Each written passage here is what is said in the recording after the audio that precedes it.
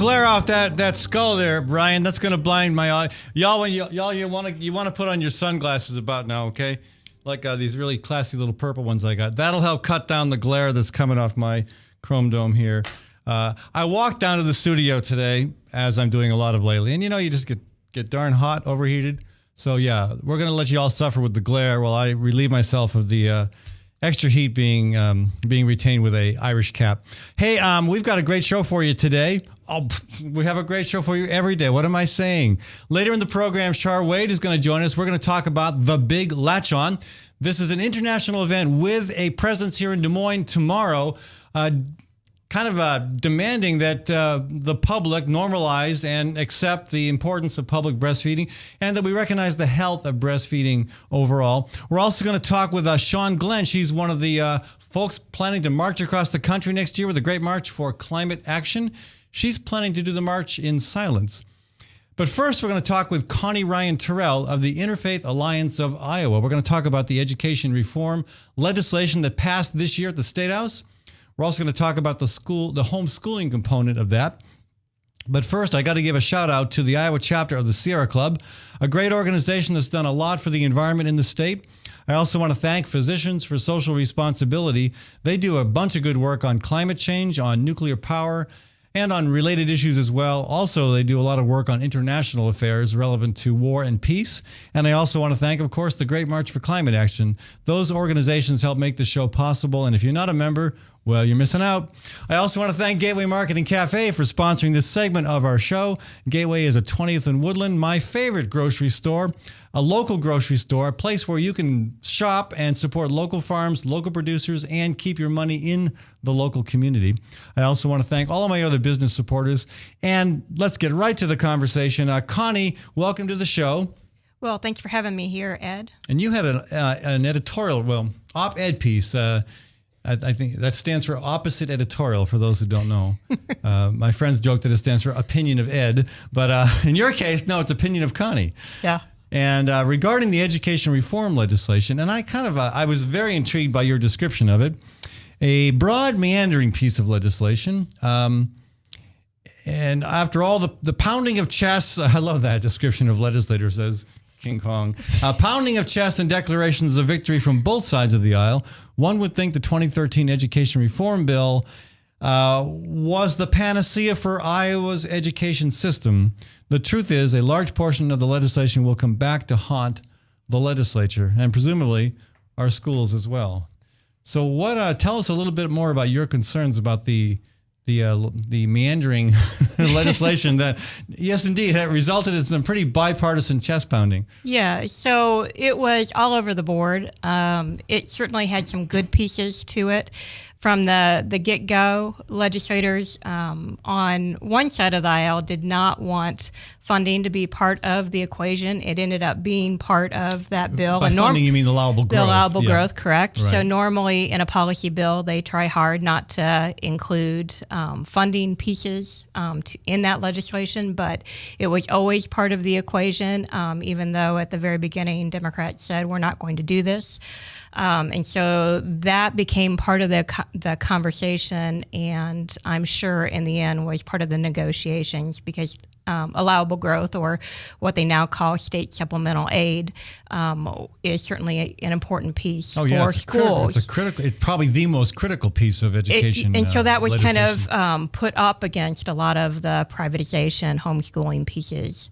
And there were other good pieces in the legislation, broadening the online learning that is controlled by the state, not the private funded, not the... Okay, yeah, because that's been very, very controversial. Yeah, so not the pieces where we were farming that out to for-profit companies. And just to finish up allowable growth, in the end, the legislature agreed to, was it 2%? 2% plus 2% for this coming school year. Which again, because of my great educational background, I can do the math and come out to 4%. 4%, right. But why do they call it that? Well, because they kind of delineated what was part of that 2% one-time funding. So not everything was thrown into that package. Okay. And then So a regular allowable growth with 2%. some restrictions. Right. Okay. And so then the following year is also 4%, not one-time funding, but a straight 4%. We'll see what they do with that this coming legislative session, Sure. because, of course, they can change that if they want to. And what people don't understand, that oh, wow, the school's got a 4% raise this year. But, with the cost of inflation, and you factor in not just energy costs, but health insurance costs, for all the staff, Right. All the other things that continue to go up, 2%, I'm guessing 2% is probably breaking even. Right. Maybe the additional 2% does give schools some money to work with to try to address some of the challenges that Right, that but many they people have also, identified. there were also increases in what states or what schools have to do. So I don't know. I'm not an expert in that area, and I don't know that schools really gained anything from that. They certainly, I don't think, lost anything. But, it was important to have that piece. Having it in a policy bill was problematic because it was putting those two things up against each other. Yeah. So, a couple other things that they did in the bill was the Teach Iowa Scholar Program, which is to encourage kids to go into teaching and after the fact forgivable grant kind of program. They did a piece of job postings where all public schools are required to do to put postings of jobs on the Department of Education affiliated website, different things like that will help in the end our schools and the education of our children. So there were some good things that were in there. There was also assessments and evaluations and all of those pieces as well. Yeah, that's Minimum teacher salary at 33.5. And so all of those things are good things. But it was very broad. It was very meandering. With not a lot of focus. I was going to tie it back to the word meandering after your list of things that did get included in the bill. Folks, if you'd like to join the conversation, Connie Ryan Terrell with the Interfaith Alliance of Iowa is my guest today on the Fallon Forum, the first half of the show. You can call us at 855-244-0077. That's toll free, 855-244-0077. You can always email me as well at fallonforum@gmail.com, fallonforum@gmail.com, and I can try to check those messages between segments. Okay, to some of the things that we there are components of this that you and I probably disagree about. But let me save that. I know we disagree about the homeschooling portion, but let me talk about the you have an overriding concern about the continued direction of education toward privatization. Correct. And that's a much broader issue than homeschooling. It deals with the online education. And you said earlier that some of the some of the stuff done in this bill relevant to online learning is positive. But I think you and I would agree that when we basically turn the entire per pupil allowable growth funding over to a private corporation to conduct the kids' entire education online, that's a problem. That is definitely a problem, especially when it's run by a for-profit company. And we are very opposed to the idea where you take public dollars, give it to a for-profit corporation. And there was a movement last year where a couple of companies came in with a couple of school districts, unbeknownst really to the Department of Education, and they basically got these two school districts to sign on to. So we are very opposed to that scenario. Sitting a child down in front of a computer, it included kindergartners, first graders. Well, and when it came to physical education, didn't they mail the student a jump rope? Oh, I don't know. Yeah, I don't know that story. Okay. I don't know. I haven't heard that story. So that would obviously be ludicrous. Yeah. Well. And so, a lot of homeschool parents wanted to take advantage of that because they felt like it was, for them, the best of both worlds. But our concern with that is, again, sending public dollars to private for-profit companies. And there's no proof that those companies are better than traditional public schools or even online learning that is supported supported by the Department of Education. Well, I just have trouble taking the human element out of education. Absolutely. I'm Absolutely. sorry, interacting, and I put the word interacting in quotes. Interacting in front of a screen is not the same as interacting with And there are good fellow students and a live teacher. And there are some good scenarios. So you have some students who just can't fit in all classes into their schedule. You have some students that are in rural school districts who just can't provide Chinese or upper level math or upper level science, and so it can augment what is happening in those school districts. My own son took an online class because he couldn't fit advanced econ into his class. He was actually up at the state house. There's the key word there is supplement and augment. Exactly. Not replace. Exactly. Yeah. We would fully agree with that. So what did the what did the bill do relevant to online education that you felt was positive? It expanded the role of the Department of Education and gave some additional supports to schools through the Department of Education, as I understand it. For those type of things. Those kind of things. So again, supplementing what schools are able to do, and through the Department of Education, not a for-profit company. All right. Yeah. Folks, we're going to take a short break here. I want to talk about homeschooling. Yes. And I know that was one of the sticking points for some of the Senate Democrats, the legislation moving in the direction of providing more flexibility to homeschool parents. What I read about that, I was happy with it. You weren't, so let's have that conversation, but we're going to give ourselves 2 minutes to take a short break. We can come back and take off the gloves. No, I'm kidding. I do think that's an important conversation, and I also want to ask you where you think the conversation about homeschooling goes from here. But we're going to take a 2-minute break, folks. I do want to thank Gateway Market and Cafe for sponsoring this segment of our show. Check them out, folks, at 20th and Woodland, not just for groceries, but for a great place for breakfast, lunch, or supper. Also, they've got a catering service. And again, you shop at Gateway, you know your dollars are going to stay in Des Moines and not end up in some corporate headquarters in, say, Austin, Texas. So do support the other businesses that make this program possible as well. Not just because they do that, but because they're good local people. Ritual Cafe. Had a chance to go to Ritual Cafe last night for the first Irish jam session there. Every first Thursday of the month, 7 to 9 p.m., they're going to do Irish music at Ritual Cafe. How much fun is that? I want to thank Fighting Burrito on the same corner, 13th and Locust in Des Moines. Also on Welch Ave in Ames, Fighting Burrito, owned by Matthew Goodman. It's been a great supporter of this program and also a great producer of fantastic custom-made burritos for very affordable prices. I'll be back in just a couple minutes, folks. From the RE/MAX Real Estate Concept Studios, this is Webcast One Live. Drug and alcohol addiction slowly steals a person's identity, tearing away pieces of their life little by little until one day it seems like the hope of a happy future is gone and there's no chance of getting it back. Here at St. Gregory Retreat Centers, we can assure you that there is hope. Our unique approach to recovery begins with the understanding that the dysfunction and damage caused by addiction can be overcome, not just dealt with. Don't let another day go by. Call St. Gregory today.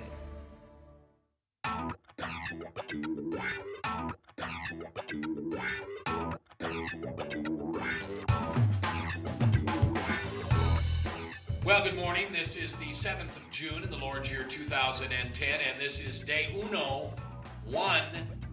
of webcast1live.com. We will begin with Max World Live with my special guest, Tom Coates. In just a minute, there's Tom. Wait.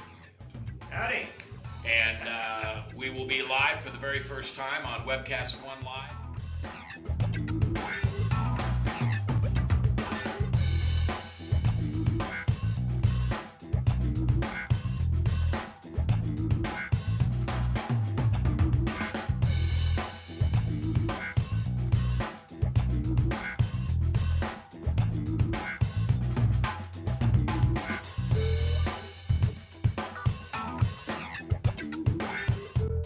Someday we're going to look back on this and say, gosh, remember that old day in history? Wonder where Walter Cronkite was. He must have been around hanging there too. But actually, it's the beginning of Webcast One Live. And thank you for listening. Thanks, Rob Spearman, and everybody who's put together this project together. And we're ready to go live now. So thanks for listening to MaxWorldLive.com.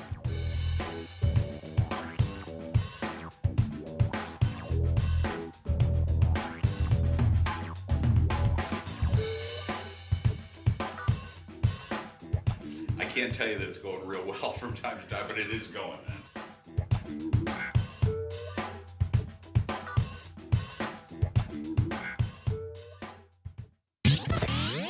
From the RE/MAX Real Estate Concept Studios, this is Webcast One Live. Our conversation here with Connie Ryan Terrell. That was Baber's Neighbors, Mr. Baber's Neighbors, and their tune "Ode to Jones." Have to play a little bit more of that for you next time. Okay, I want to thank the Immigrant Entrepreneur Summit for sponsoring this segment of our show. The IES is an annual event that draws up to almost 500 people, mostly immigrants, but you don't have to be a new immigrant to participate. You got a business idea you want help launching. It's a great place. Only $35 for an entire day of great lectures, conferences, workshops, and discussions about how to get your business off the ground. It's November 9th at Drake University. That's the Immigrant Entrepreneur Summit. Check it out online, folks, at iesusa.org. Okay, back to our conversation. Homeschooling was a controversial element of the education reform bill. Personally, I was okay with it. But Connie, maybe you can summarize what were the sticking points, and then tell me why you were concerned about those. Yeah, so this is kind of the meandering piece of the legislation. I thought the whole thing meandered. Yeah, it did. The whole thing did, but this one took a very sharp turn, probably right turn, and so a big piece of it is the independent accreditation of non-public schools. So that's not really homeschooling, but non-public schools. By previous law, because now we have new law, but they had to be accredited. Non-publics had to be accredited by the Department of Education. So the bill now allows for other entities to accredit non-public schools. So basically taking oversight away from the Department of Education, even though the non-publics still get money from our state public funds. That's not homeschooling, though. These are independent schools. Yeah. Sorry, somebody waving at me. And no, so in the op-ed, I talk about multiple pieces that are of concern. So that's one of the pieces that is of concern. When it gets to homeschooling, what I'm mostly concerned about, and Interfaith Alliance of Iowa is mostly concerned about, is the accountability of parents when they do homeschooling. So previously, each year at the end of each school year, parents had to test their kids to make sure that they were at least at grade level. Now the law says that they may. They no longer have to.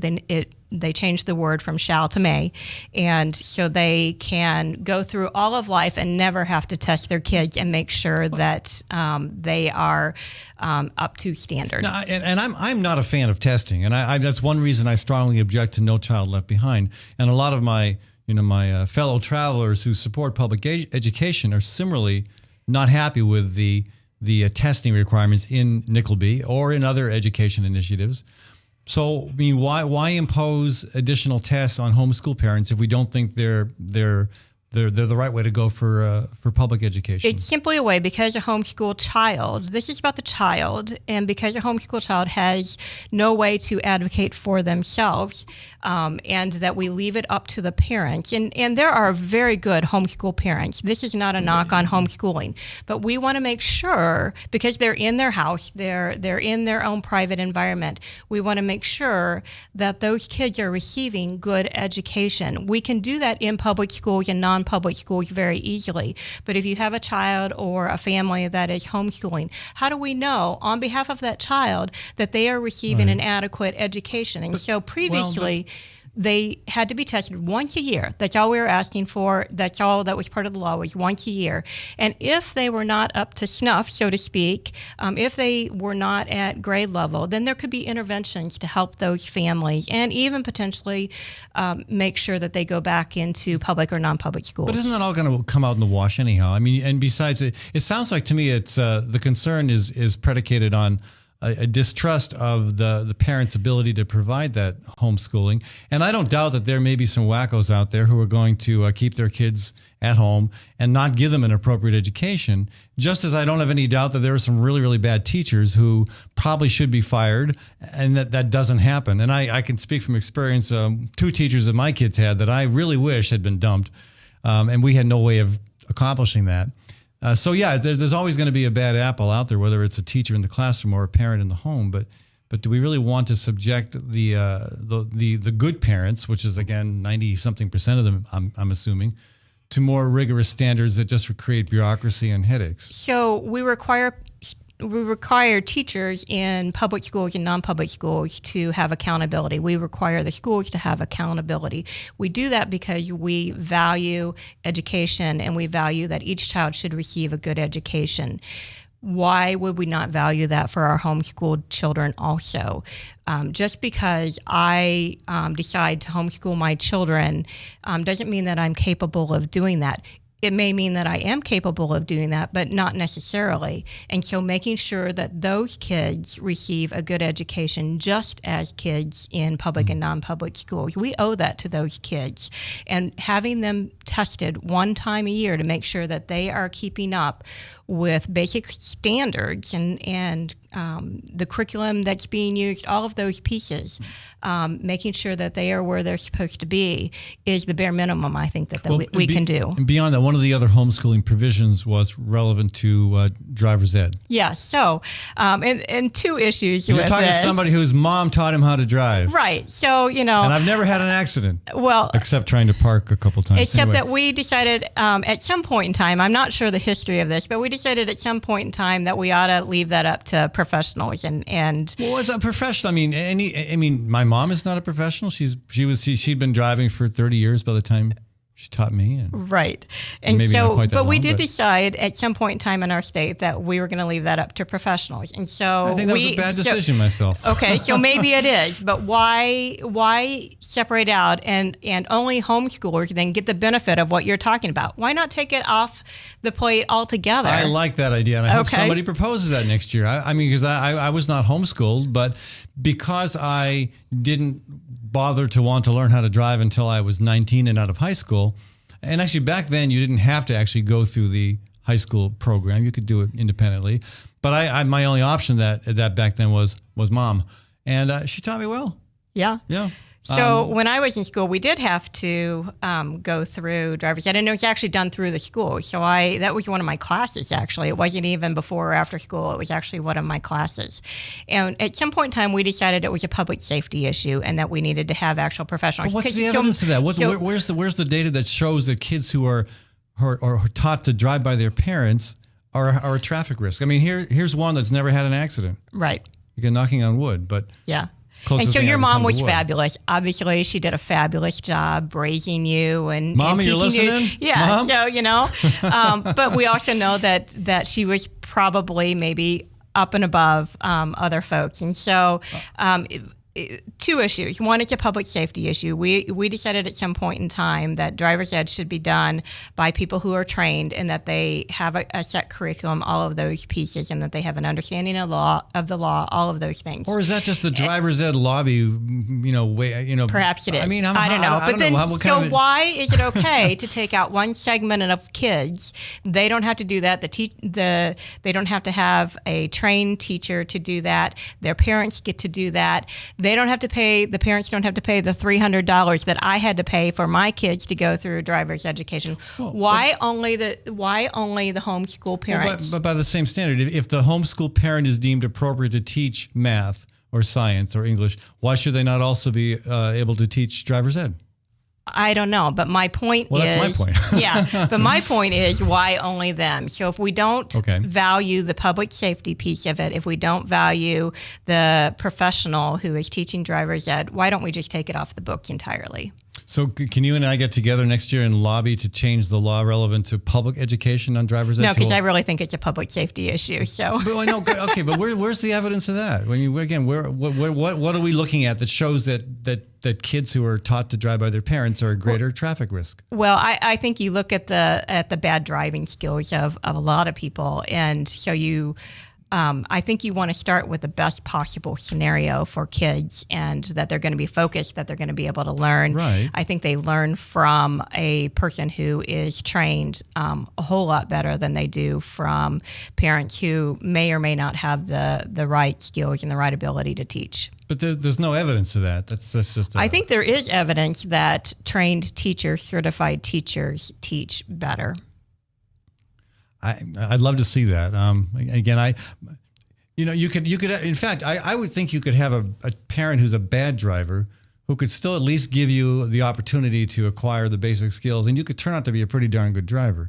Again, I'm sure it helps to have good instruction right up front, but I don't even know what percentage of people are taught nowadays. I assume it's only homeschoolers, or what if, like me, you wait till later in life? I mean, I was 19 before I started driving. Right. And what if you do that, then do you still have to go to a driver's ed? I don't even know the answer to that question. No, I think the law is, and somebody can correct us if we're wrong, but I think the law is once you turn 18 that you don't have to take driver's ed course, but you do have to take the full driving test. Yeah. So the one thing I will say is, because I did not go through a driver's ed program, when I did take the road exam, that guy put me through the ringer. I mean, I had to do. It was very, very challenging. Yeah. And actually, I had to parallel park. Not just parallel park in any old parking spot. He picked a spot that was crammed in between two other vehicles, and I never quite got in there. But I think I still passed because I never hit either car either. There you go. But I probably had it 6 inches. I want on to either touch side. on another piece before we run out of time, and this is back to homeschooling as well. So there was another piece of the bill that allowed for homeschool parents or private instruction parents to teach up to 4 unrelated children in their home. So that was another piece of the bill that was of grave concern to us. Why is that a concern? Because for us, it really is creating small, mini, non-accredited schools. So if you want to homeschool your child, fine. Homeschool your child. We have really no issue with homeschooling per se, and there's lots of choice in Iowa law around education in general. But we have issue with some particular elements of the law. So the accountability piece, allowing parents to teach up to 4 unrelated children in their own home as a homeschool piece really creates a mini school, non-accredited, no oversight, no accountability.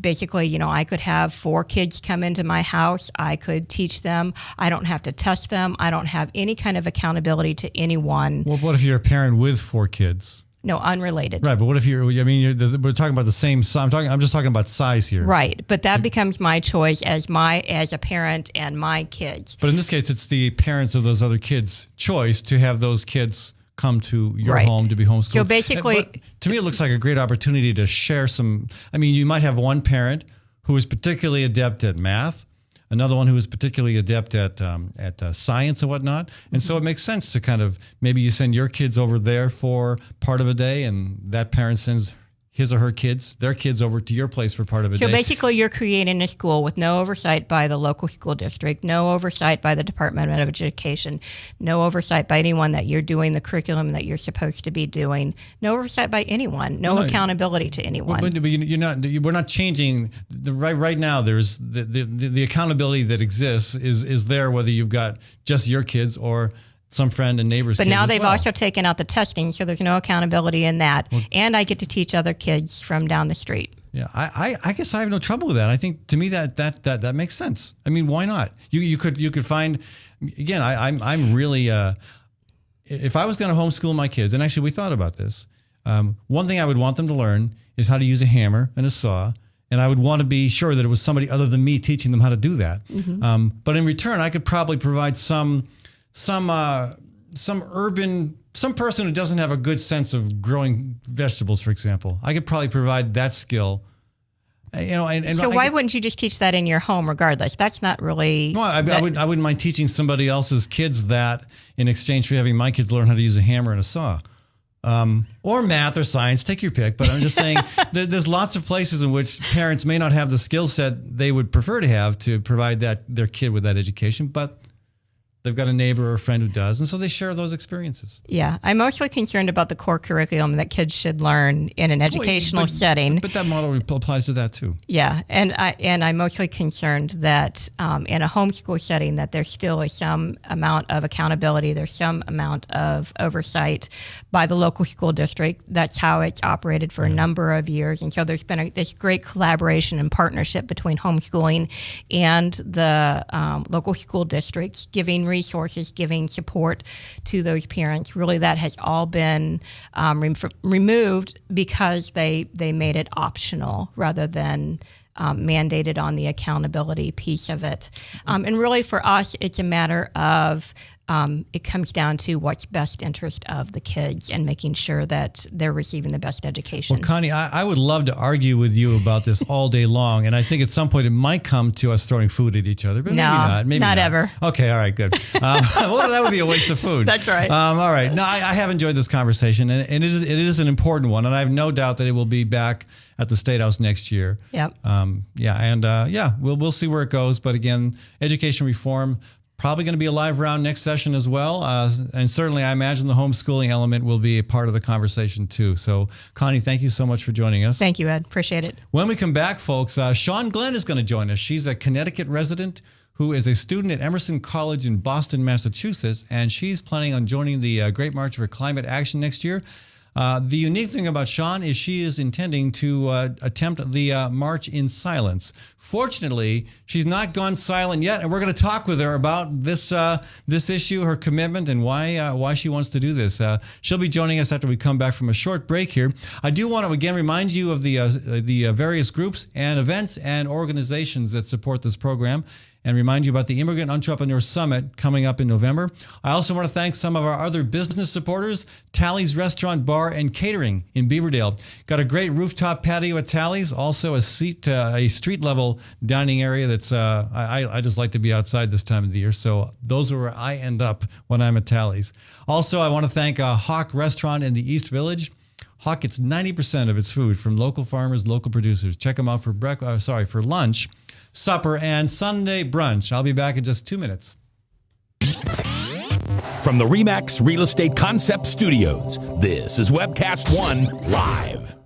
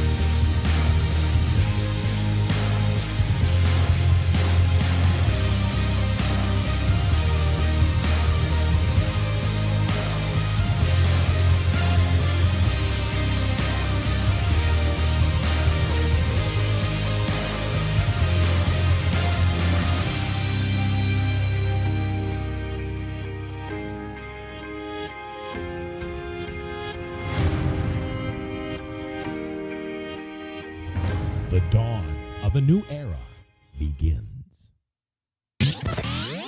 From the RE/MAX Real Estate Concept Studios, this is Webcast One Live.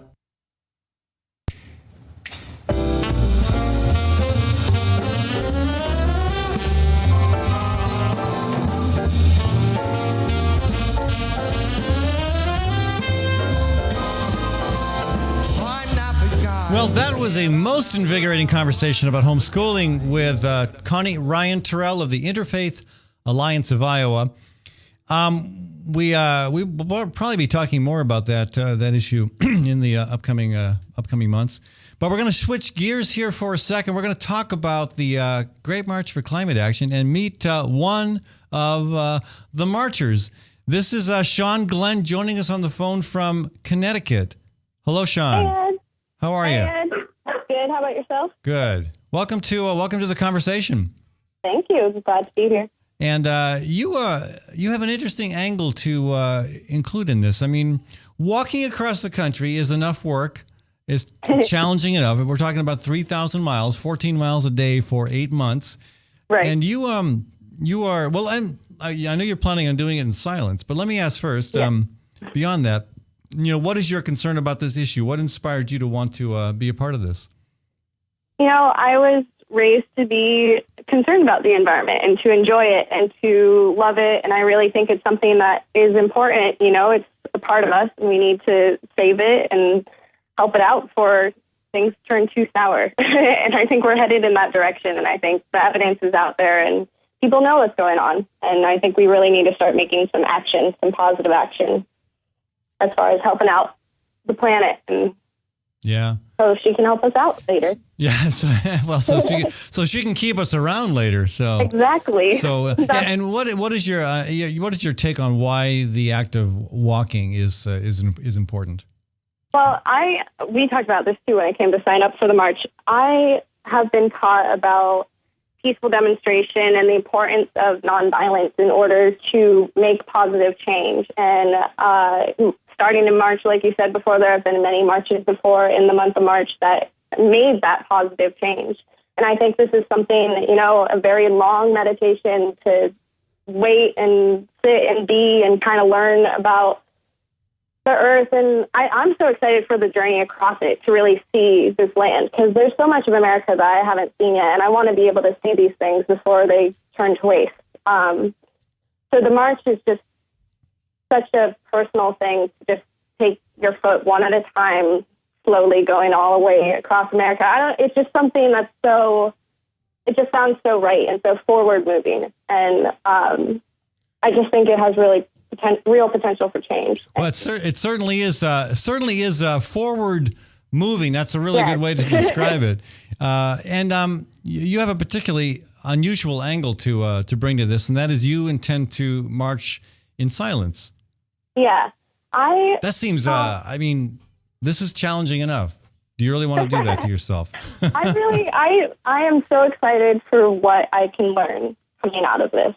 And I am so excited for the connections I will be making with everyone who I'm marching with the people that I will meet on the way through our march, and the environment that I'll be running into. Like I was just saying, I'm going to be seeing, like all of us marching, we're going to be seeing these beautiful, amazing sights, and to be able to just totally accept those and take those in while I have the chance to do so sounds inspiring, and I cannot wait. Yeah. Now, what if somebody? So you're I imagine you haven't quite decided what to do in terms of will you be silent the entire 8 months? Will you just be silent while marching? Even monks allow themselves 7 times a day to sing, and once a week they talk while they climb up a mountain, depending on where they live.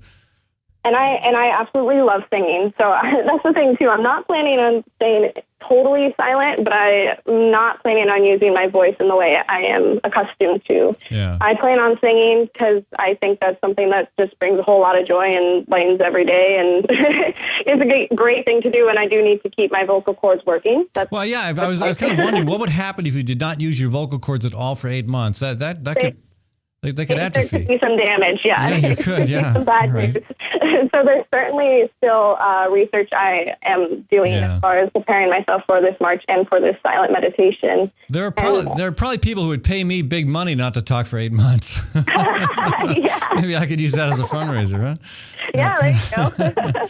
Maybe march silently. Yeah. So, you're are you training for this? Are you walking a lot? Are you also already in pretty good shape, or what's your regimen look like?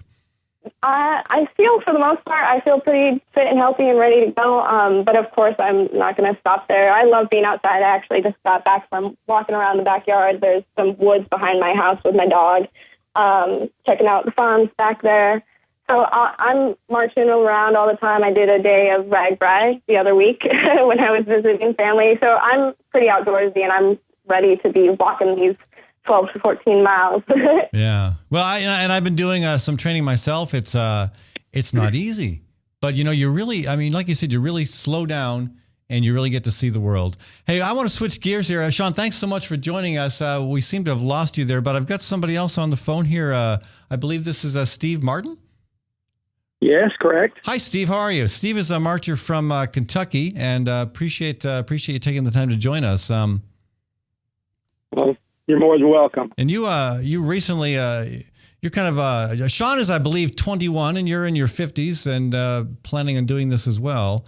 Yes, I'll be 60 when that trip begins. And you recently took another long hike, I think the El Camino de Santiago in Spain. That's right. Wow. Patricia and I walked the French way, the Camino de Santiago, and on to the Atlantic. It's about 560 miles. Yeah. Wow. And what was that like in terms of the physical side, obviously very tiring, but what did you learn? What did you experience? It was a wonderful experience. Not easy for words, but yeah. To walk such a distance with others of like mind, it's a bit of a metaphor for life. Yeah. Quite spiritual, quite important to both of us. And one question that people have too is, okay, so how can the act of walking translate into, getting people to do more to address the issue of climate change, whether it's people individually or our policymakers? Well, I think it shows commitment on a level that it's different than words. I'm from a community that is in the coal belt. It's a coal community. If you want to talk climate change or bring up issues with words, it's difficult, and it is confrontational in a manner that stops the momentum. But your actions, and there's nothing as simple really as walking. Those actions make a difference to people. Yeah. And, no, it does. It's just at some point we have issues here in this state as well. There are some, for example, when it comes to agriculture, it's hard to talk about ending farm subsidies. It's hard to talk about any concerns people might have about ethanol. And in your area, I imagine coal is the sticking point for a lot of folks on the issue of climate change and the environment. Oh, it's the everyday life of the people who live here. Our community is based around coal. Our community has coal severance taxes that help with the roads and help with the libraries, and it's just fundamental to the community. Yeah. So it is very difficult. Yeah. Very difficult. Well, we all have our challenges. You will not be walking in silence, though, correct? No. No. And you have not yet met Sean Glenn, who I think we have back on the phone. Sorry, Sean, somehow we lost you there. I don't know whether that was on our end or yours, but... yeah, no worries. Oh, welcome back. Okay. Thank you for having Sean meets Steve. Hi, Steve. Hi, Sean. How are you? Connecticut, meet Kentucky. Oh, very cool. Nice to meet you, Steve. Yeah. We so far have marchers from, I think, 9 different states. So this is exciting. There's quite a bit of diversity coming on board already geographically and in terms of background as well. I think the cross-section of America that this march hopes to present to the country will, again, help people understand that this is an issue we are all in together, and that we've got to begin to address it like a national purpose. I know our state senator here in Iowa, Rob Hogue, who actually is out your way right now, Sean. He's touring in New England, talking about the climate change issue and talking about his new book, which is called America's Climate Century. And his position is, we've got to regard this as the issue that we have to address in a big way right now.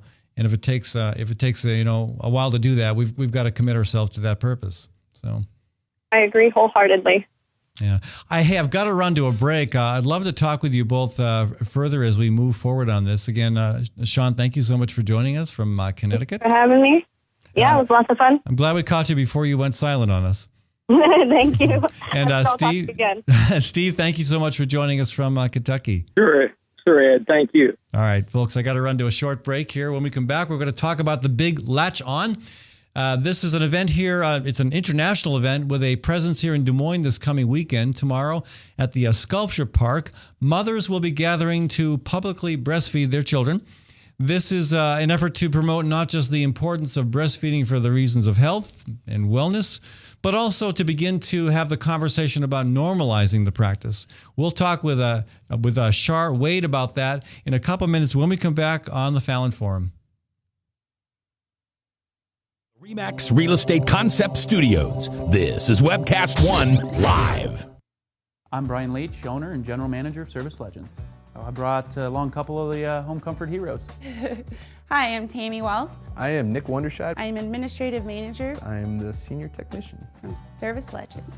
It seems like every good thing, when you feel it to the bone that it's good, there's a lot of hard work put behind it. I don't think that you can fake it and have it turn out good. You know, if we seem like, okay, that's just weird, it's just a furnace, why would you believe so deeply in a furnace? It's not just that, you know, we want to show the world that you can have good service. Yeah, I mean, it's gotta be, it's your home. You know, it's built into our daily trainings, it's built into our culture, that we're gonna do whatever it takes to have each client say they love us, period. That's why we spend all the hours in the training that we do. And if we guarantee it's gonna be a good experience for you, or else it's free, what type of work do you think we're gonna do? There is a guarantee. Temperature selection guarantee, fixed right or it's free guarantee, comfort guarantee, best value guarantee. All of these guarantees hold us accountable to ensuring that we exceed your expectations. And if for whatever reason we'd fail and we can't make it right, we guarantee all of those guarantees with a 100% money back guarantee. I mean, if you don't think that your technician can fix it right, are you gonna say that to a client? No. You don't have to worry about having a technician come to your house. We drug test, background check all of our team members. We put safe people in your home. Each and every one of our service techs, 400 hours a year in training. You tell it the minute they walk in the door. They know what they're doing, they've done their homework, and they actually truly care about what you want. Because at the end of the day, you're the person that makes sure I have a job. They're gonna be listening. They're gonna wanna know what your challenges are. Then they're gonna come and give you options, and you get to choose. If I'm there to help and I make it easy and painless, I did my job right that day. Well, when it comes to your comfort, safety, and your family, you know, you don't necessarily go buy the most expensive, but you get the most bang for your buck. Oh, it's worth it, because there's a lot of people that will find a way to get it to work right now and then leave and then come back, charge you again, and the cycle just repeats itself. So when I'm out there looking at the furnace, I want to find why it failed today. How can we change the part today with something that you're not going to have to worry about? Is it worth changing the part today? I mean, you can put a lot of money into a furnace. I can fix parts all day. There's good job security in that for me. But is it the right thing for you? I get a lot of the phone calls of after the technicians are there. They're just in awe. They're like, wow, you guys are great. I mean, I don't even know what to say. You guys are great. Everything you did was perfect. It was great. Keep going though, I like this. Just give us a try. I'm gonna take all the risk. I've got the time to make this right. I've got the support to make it right. Just check us out. And if you don't see the value in what we do, I mean, fixed right or it's free or 100% money back. Enough said.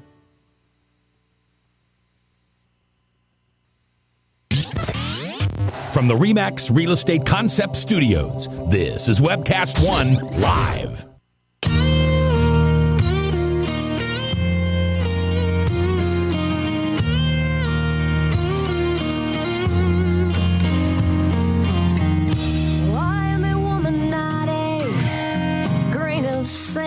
Mary McAdams, folks, bringing us back to our conversation and an appropriate tune to kick off a conversation about breastfeeding. And yeah, I know.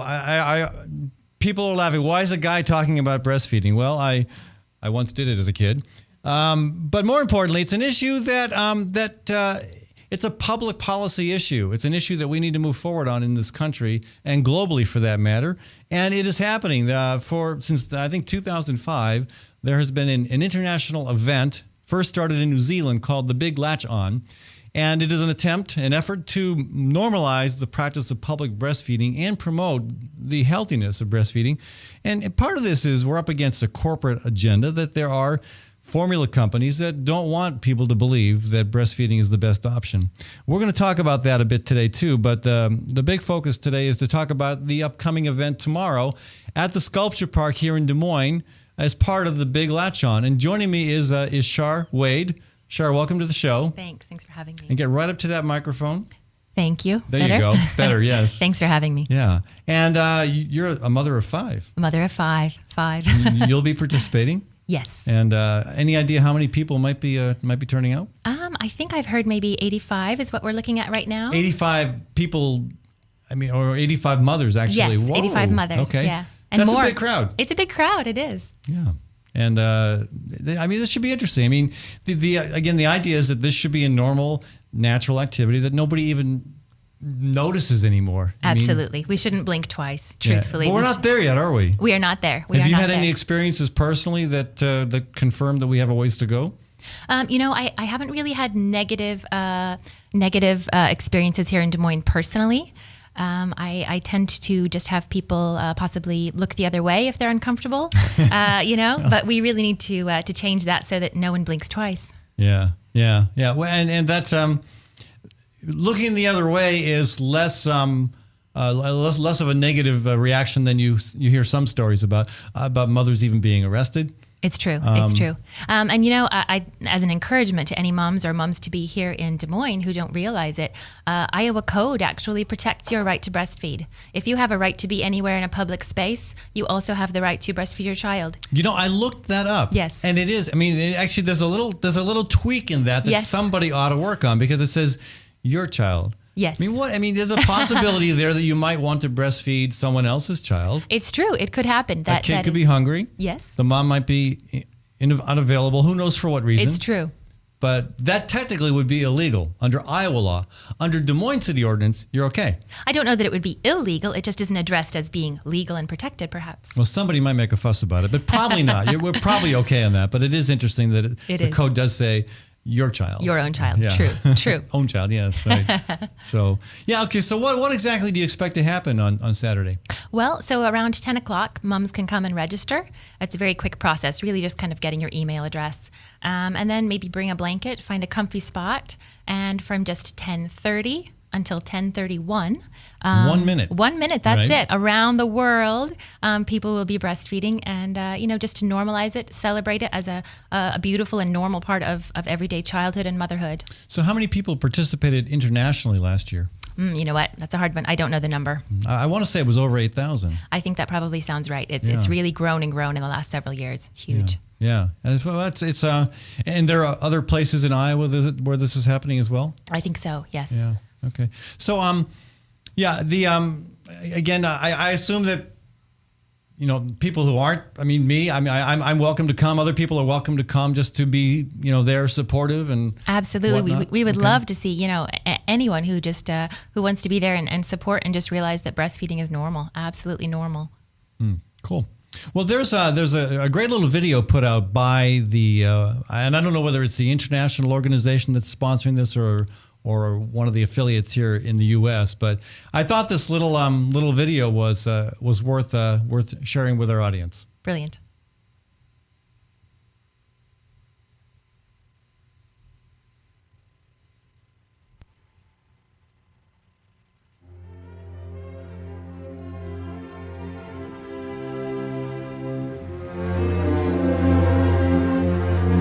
If breastfeeding was more commonly known, if the world could recognize a woman's breasts for what they were intended for, which is to nurture a child, we wouldn't have to fight so much for what naturally is occurring. So when a mother chooses to place her baby at her breast, to nurture her from her breast, she shouldn't have to fight for the right to do that. She should be able to do that because it is the best thing for her baby.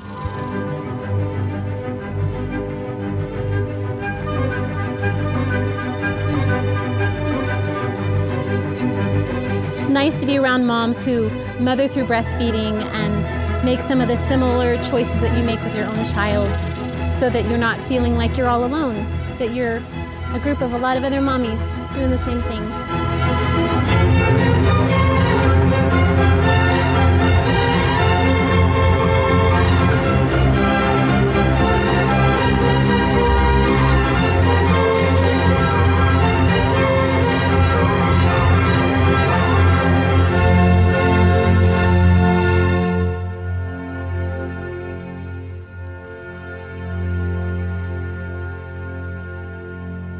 That is a great little promotion, and I love the music they chose to accompany it. Yes. That's great, yeah.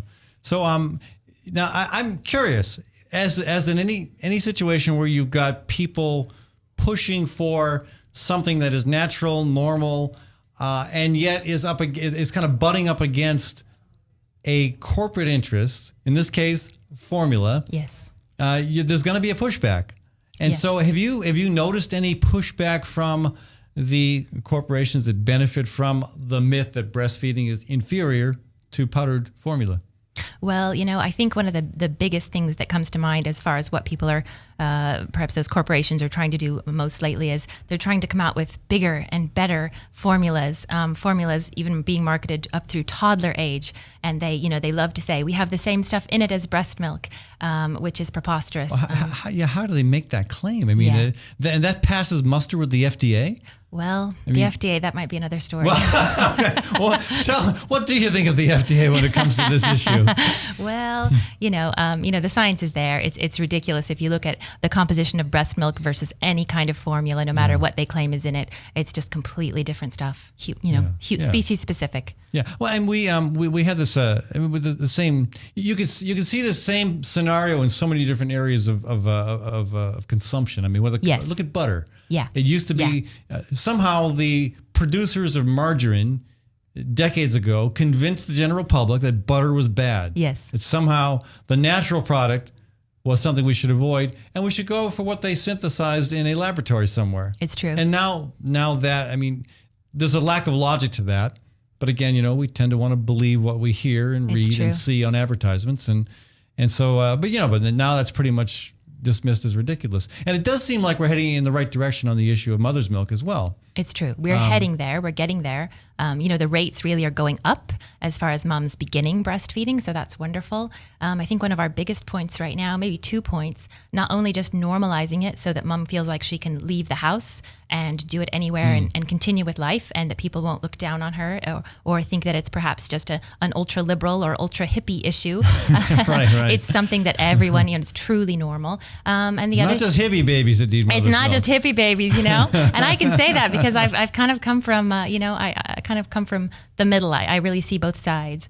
And, as far as education and support, then I think if moms believed it was normal, that would be a huge step. And then if moms realized there was truly support for it, that would be enormous. There is, and moms just aren't connected yet. Yeah. Well, and I think as more and more people are visible, public, and outspoken about it, you're going to see less pushback. Yes. At least less pushback from the general public. But again, I think that corporate pushback will probably dig in. I mean, we've seen it when it comes to, organic food in general, for example. Yes. And I think you're going to see it probably on this issue as well, because there's a lot of money to be made in formula. It's true. We're getting closer. Some states, I want to say it's Maine, definitely one of the eastern states, have outlawed allowing any formula, bags being, formula samples being given out in bags to new moms. So that's a really. So you can't, the formula company can't just give a gift of its product to a new mom in a hospital. It's true, because that was huge, and it's still widely done. Wow. So hopefully we'll get there as well. But that's done here in Iowa. I believe it still might be. Okay. But the mom can obviously refuse that. But absolutely, but we still, all like free stuff. So. We do. And if you're home at 2 a.m. and you're having a bit of a struggle and you don't have someone right there who grew up with breastfeeding as natural, who will tell you, hey, it's 2 a.m, you're having a bit of a struggle, then you're going to do what's easy. You're going to pull out the formula, and there goes the cycle. Yeah, and once you get addicted, you're hooked. It's like here's some crack. Try this out, and if you like it, you'll be back for more for sure. Well, I'm overstating it. I know you are, and I agree with the humor of it. And I will say, I'm not a formula basher. If it truly is necessary, I'm a nurse. I'm the first one to say feed the child. However, World Health Organization says first choice, breast milk from the mom's from the child's own mom at the breast. Second choice, express breast milk from that mom. Third choice, donor milk from another human mom. And then way last, if need be, then we'll look at formula. So it's not evil, but we're certainly not where we could be. Yeah, I like that prioritization. That makes a lot of sense. It's great.